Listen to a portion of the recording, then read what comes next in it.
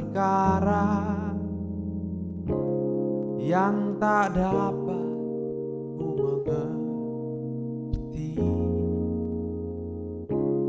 Mengapakah harus terjadi di dalam kehidupan ini? Satu perkara yang ku simpan dalam hati, tiada satupun kan terjadi tanpa Allah mengerti.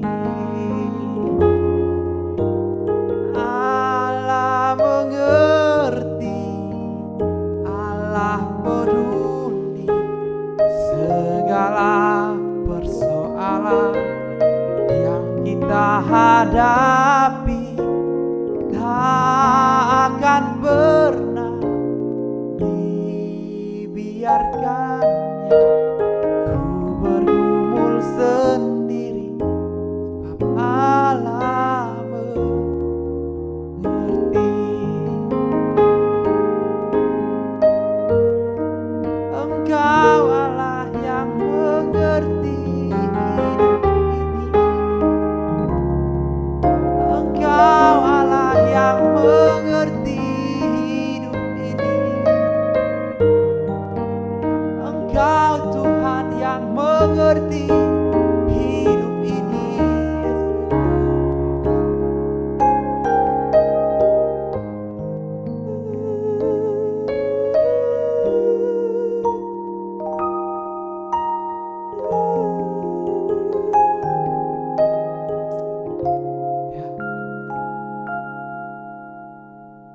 Allah mengerti, Allah peduli segala persoalan yang kita hadapi.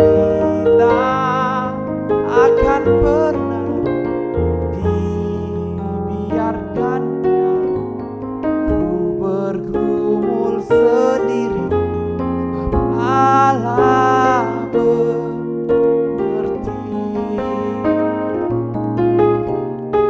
Ku bergumul sendiri, sebab Allah mengerti.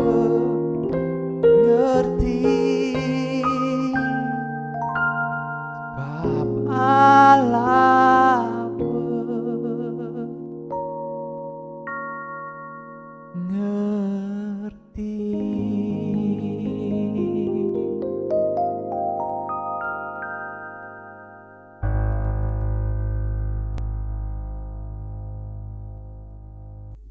Shalom bagi umat Tuhan, mari kita siapkan hati untuk mendengar renungan firman menjadi kekuatan bagi kita. Mari kita berdoa. Ya Tuhan, kami siap untuk mendengarkan berita firman-Mu yang menjadi makanan rohani untuk jiwa kami. Dalam nama Tuhan Yesus kami berdoa, amin.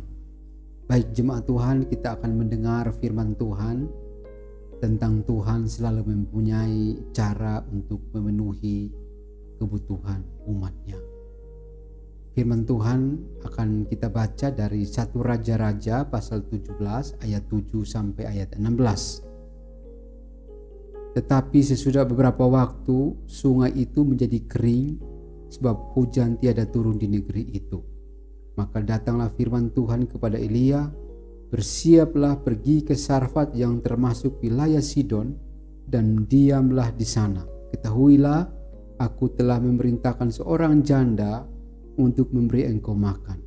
Sesudah itu ia bersiap lalu pergi ke Sarfat. Sesudah ia sampai ke pintu gerbang kota itu, tampaklah di sana seorang janda sedang mengumpulkan kayu api. Ia berseru kepada perempuan itu, katanya, "Cobalah ambil bagiku sedikit air dalam kendi supaya aku minum." Ketika perempuan itu pergi mengambilnya, ia berseru lagi, "Cobalah ambil juga bagiku sepotong roti." perempuan itu menjawab, "Demi Tuhan Allahmu yang hidup, sesungguhnya tidak ada roti padaku sedikit pun, kecuali segenggam tepung dalam tempayan dan sedikit minyak dalam buli-buli. Dan sekarang aku sedang mengumpulkan 2-3 potong kayu api, kemudian aku mau pulang dan mengolahnya bagiku dan bagi anakku, dan setelah kami memakannya, maka kami akan mati." Tetapi Elia berkata kepadanya, "Janganlah takut, pulanglah, buatlah seperti yang kau katakan, tetapi buatlah lebih dahulu bagiku sepotong roti bundar kecil daripadanya, dan bawalah kepadaku. Kemudian barulah engkau buat bagimu dan bagi anakmu. Sebab beginilah firman Tuhan Allah Israel, tepung dalam tempayan itu tidak akan habis, dan minyak dalam buli-buli itu pun tidak akan berkurang, sampai pada waktu Tuhan memberi hujan ke atas muka bumi." Lalu pergilah perempuan itu dan berbuat seperti yang dikatakan Elia. Maka perempuan itu dan dia serta anak perempuan itu mendapat makan beberapa waktu lamanya. Tepung dalam tempayan itu tidak habis, dan minyak dalam buli-buli itu tidak berkurang, seperti firman Tuhan yang diucapkannya dengan perantaran Elia. Tuhan selalu mempunyai cara untuk memenuhi kebutuhan umatnya. Elia sebagai umat Tuhan, pada waktu itu dia dipelihara oleh Tuhan secara ajaib di tepi sungai Kerit.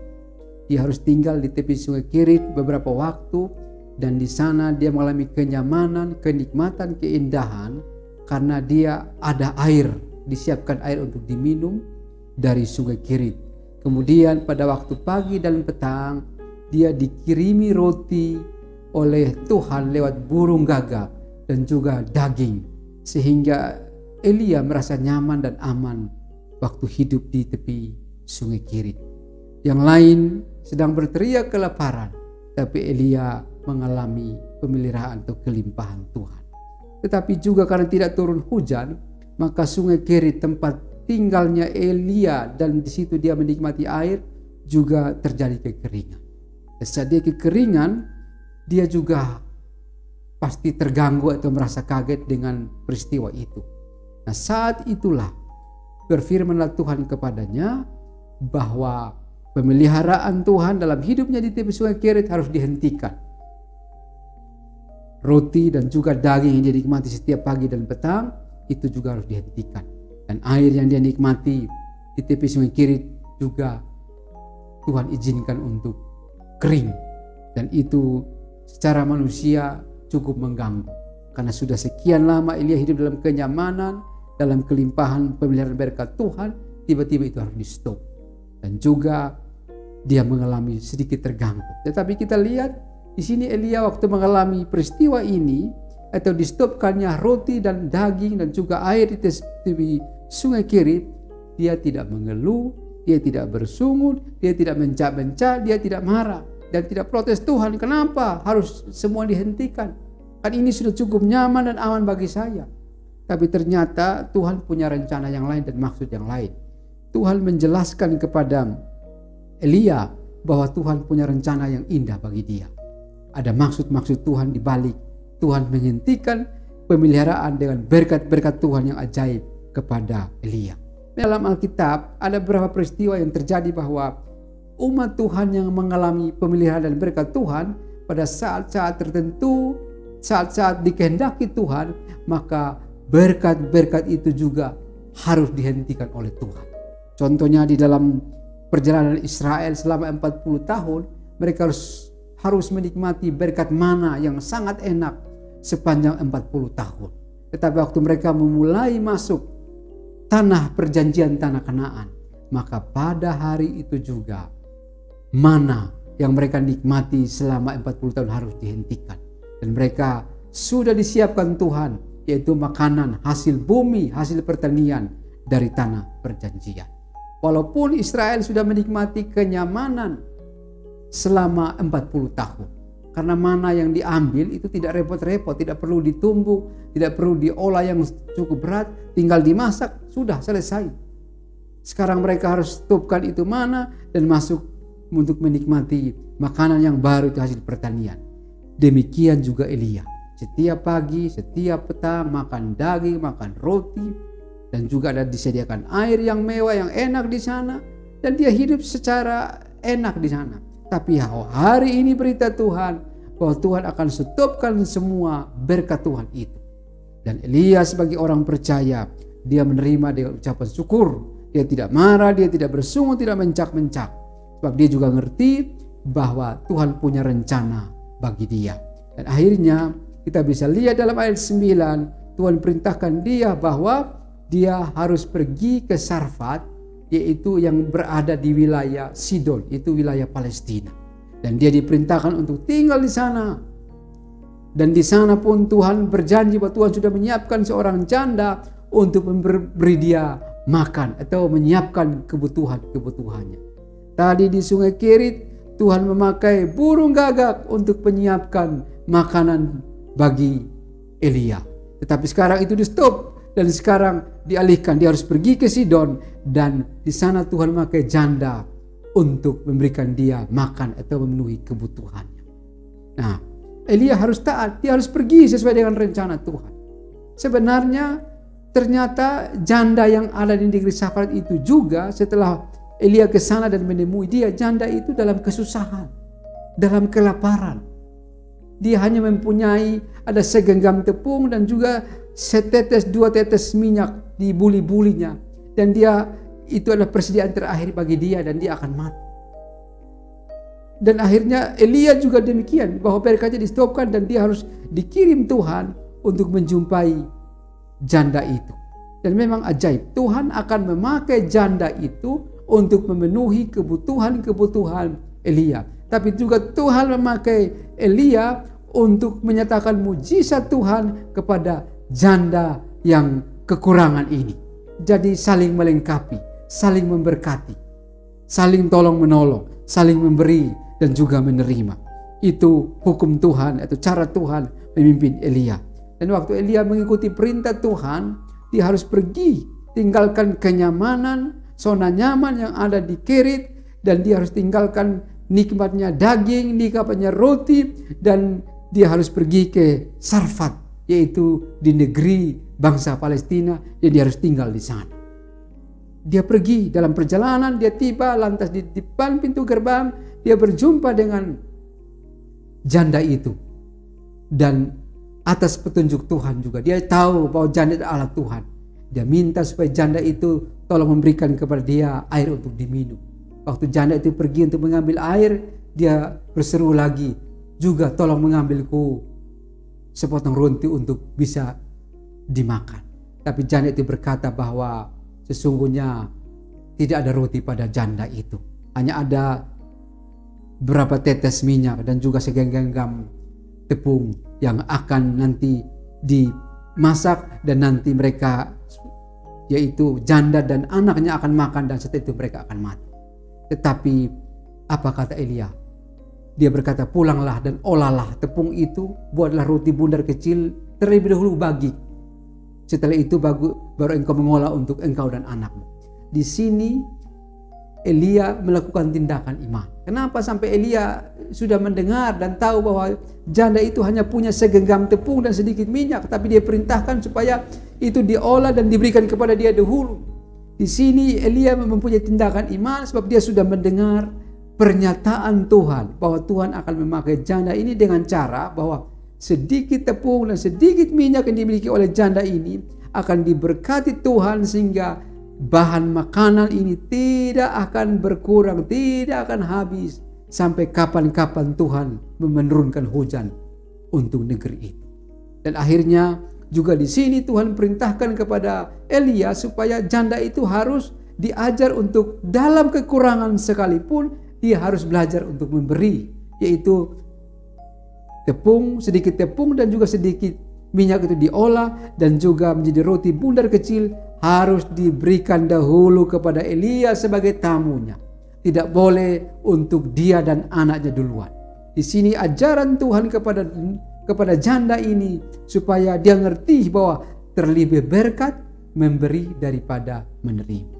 Sebab apa? Di saat kita memberi, disitulah berkat Tuhan akan mengalir non-stop. Seperti yang dinyatakan Tuhan kepada Elia dan juga disampaikan kepada janda ini. Ya, dan akhirnya Elia sampaikan itu, bahwa nanti kalau engkau lakukan itu, maka ini minyak dan tepung tidak akan habis-habisnya sampai akan turun hujan di negeri ini. Dan janda ini taat kepada firman Tuhan yang disampaikan Elia. Jadi bisa lihat di sini bahwa ketaatan kepada firman Tuhan itu juga mendatangkan mujizat pemeliharaan Tuhan. Kadang-kadang orang minta dipelihara Tuhan tapi tidak mau taat. Dia harus taat dulu, baru bisa mendapat bukti pemeliharaan Tuhan untuk memenuhi kebutuhannya. Dan janda itu melakukan seperti yang disampaikan Elia, dan apa yang terjadi? Ternyata mujizat terjadi, bahwa Tuhan memberkati tepung dan minyak mereka yang sedikit itu, sehingga mereka bisa menikmatinya, makan tidak akan habis-habis sampai Tuhan menurunkan hujannya itu. Akhirnya lewat mujizat itu, Tuhan memelihara atau memberi makan bagi janda dan juga Elia dan anak dari janda itu. Itulah mujizat Tuhan. Sebab apa? Tuhan selalu punya cara untuk memenuhi kebutuhan umatnya. Umat Tuhan, kalau kita mengalami seperti Elia, kadang-kadang kita hidup dalam kenyamanan berkat Tuhan, sudah menikmati sungai Kirit yang nyaman dan enak. Kita rasanya kalau bisa jangan pergi, jangan berubah. Tapi kadang-kadang Tuhan lebih tahu bahwa semua berkat Tuhan yang nyaman yang kita nikmati sekian lama harus Tuhan stopkan. Karena apa? Tuhan mau supaya kita pergi atau pindah kepada tempat lain atau cara yang lain untuk kita menjadi berkat, seperti Elia menjadi berkat bagi janda itu, dan juga janda itu menjadi berkat bagi Elia.